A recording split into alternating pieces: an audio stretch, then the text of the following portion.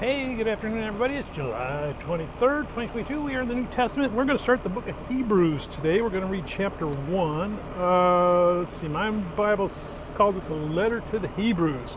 It was originally thought by a lot of people that Paul wrote it. Problem with that is if you look at all the rest of the letters of Paul that we have, Hebrews doesn't quite fit. It's different. And Paul in most of his letters lets us know it's him that's writing it. He does not do that in here. So people over the years have kind of assumed that, well, maybe Paul didn't write this letter. And then as they looked at it more, they started to say, hey, you know what? This doesn't really look like a letter at all. I mean, other than the ending, this seems more like a sermon or maybe a series of sermons. And then, well, if it's a sermon, maybe Paul did write it after all. So for us, I would say look at it as more of a sermon than a letter. So this is teaching is coming out of here. Someone is sitting down and saying, here's the message. And what is this message?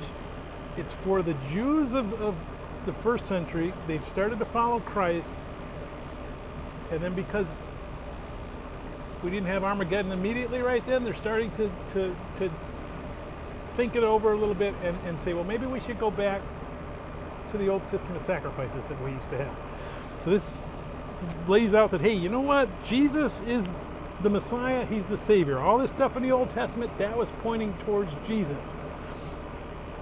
All the sacrificing, all the prophets, all the promises to kings and patriarchs, that all pointed to Jesus. Now that Jesus is here, that's all gone. We have a sacrifice, one and done.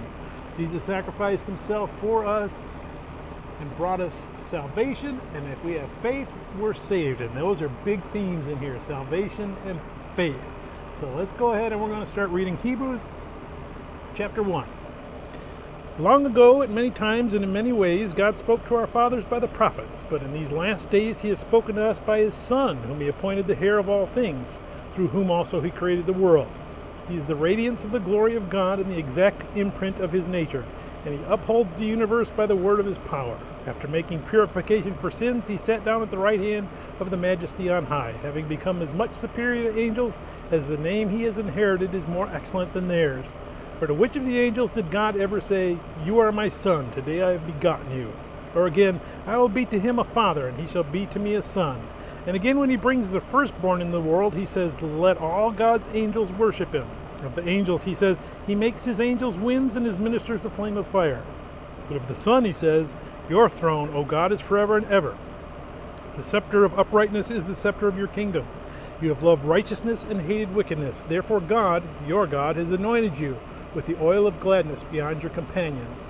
And you, Lord, laid the foundation of the earth in the beginning, and the heavens are the work of your hands. They will perish, but you remain. They will all wear out like a garment. Like a robe you will roll them up.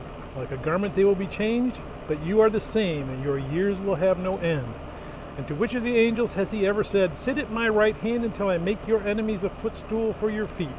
Are they all not ministering spirits sent out to serve for the sake of those who are to inherit salvation?" May God bless the reading of his word. May God bless you. Bye.